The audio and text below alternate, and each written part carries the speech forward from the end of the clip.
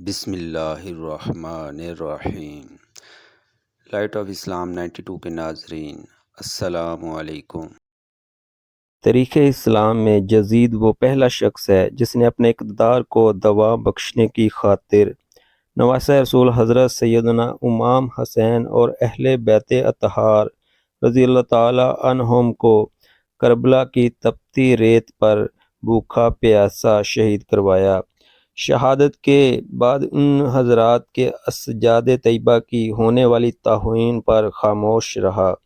صرف اسی پر بس نہ کی بلکہ سانحہ کربلا کے رد عمل میں اپنے خلاف مدینہ منورہ سے اٹھنے والی تحریک کو کچلنے کے لیے شریعت مطہرہ کی حدود کو پامال کیا۔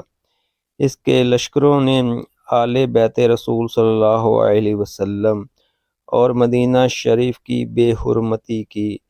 رسول اللہ صلی اللہ تعالی علیہ وسلم کی مسجد میں گھوڑے داخل کیے، ریاض الجنہ کو گھوڑوں کی لید اور پیشاب سے ناپاک کیا، اپنے ہی کلمہ گو ہزاروں مسلمان بھائیوں کا قتل عام کروایا، اپنے سپاہیوں کے ذریعے ہزارہ با پردہ مسلمان خواتین کی عصمت دری کروائی، ہزاروں انصار و مہاجرین، تابعین، علماء اور حفاظ کرام شہید کروائے۔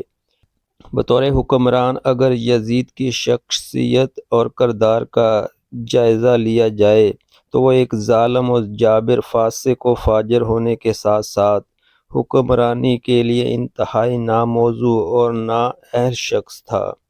یزید کے شخصی کردار سے متعلق حافظ ابن کثیر رحمۃ اللہ علیہ فرماتے ہیں کہ یزید مزامیر سنتا، شراب پیتا تھا، گانے سنتا، لڑکوں اور کتوں کا شوقین تھا، بندر ریش وغیرہ لڑواتا، نیز دیگر منکرات شرعیہ کا بھی مرتکب تھا۔